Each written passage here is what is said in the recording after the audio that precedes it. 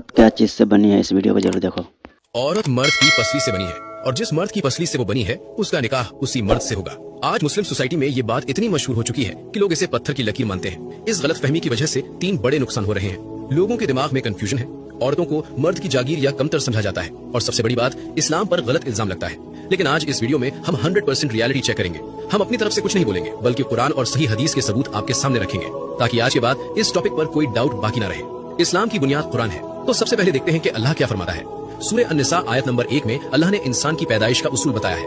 अल्लाह ने तुम सबको एक ही जान नफ्स से वाहिदा से पैदा किया और उसी से उसका जोड़ा बनाया। यहाँ बातें बिल्कुल शीशे की तरह साफ है। कुरान ने कहीं भी किसी भी आयत में पसली यानी रिब का लफ्ज इस्तेमाल नहीं किया। अल्लाह साफ कह रहा है कि मर्द और औरत दोनों की असल एक ही है। इस्लाम में पैदाइश के एतबार से कोई भी ऊंचा या नीचा नहीं है। ये वो बुनियाद है जिसे समझना सबसे जरूरी है। यहाँ एक बहुत बारीक नुक्ता समझिए। हदीस अक्सर बात समझाने के लिए मिसाल यानी मेटाफर का इस्तेमाल करती है। उसे लफ्ज ब लफ्ज लिटरली नहीं लिया जाता। जैसे एक मशहूर हदीस है, दुनिया मोमिन के लिए कैद खाना यानी प्रिजन है।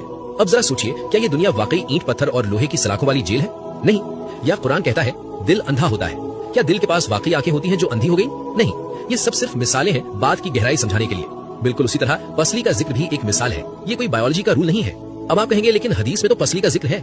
जी हाँ, सही बुखारी और सही मुस्लिम में हदीस है कि नबी हजरत मोहम्मद सल्लल्लाहु अलैहि वसल्लम ने फरमाया, औरत को पसली से पैदा किया गया है। यहीं पर लोग गलती करते हैं। हदीस अक्सर बात समझाने के लिए मिसाल यानी मेटाफर का इस्तेमाल करती है। पसली को मिसाल क्यों बनाया गया?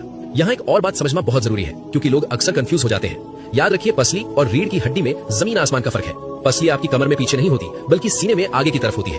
अल्लाह ने पसली को रीढ़ की हड्डी नहीं बनाया जो बोझ उठाए, न ही पैर की हड्डी बनाया। उसने सीने की हड्डी चुना, वही जगह जहाँ दिल यानी हार्ट धड़कता है, ताकि औरत हमेशा मर्द के दिल के करीब रहे। ये फर्क समझना बहुत जरूरी है। पसली हमारे सीने में दिल और फेफड़ों की हिफाजत करती है। पसली सीधी नहीं होती, वो कर्व्ड मुड़ी हुई होती है। अगर आप पसली को हथौड़े से सीधा करेंगे तो वो टूट जाएगी।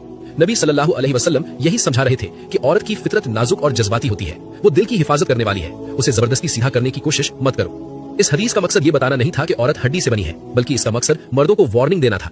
हदीस के अल्फाज है, अगर तुम उसे जबरदस्ती सीधा करने की कोशिश करोगे तो तुम उसे तोड़ दोगे। और हदीस में आगे आता है कि उसका टूटना तलाक है। ये बायोलॉजी नहीं, ये रिलेशनशिप साइकोलॉजी है। रसूल सल्लल्लाहु अलैहि वसल्लम कह रहे हैं कि औरत के इमोशंस और उसकी फितरत को कंट्रोल मत करो, उसके साथ नरमी से पेश आओ। अगर तुम उसे अपनी तरह सख्त बनाना चाहोगे तो रिश्ता टूट जाएगा।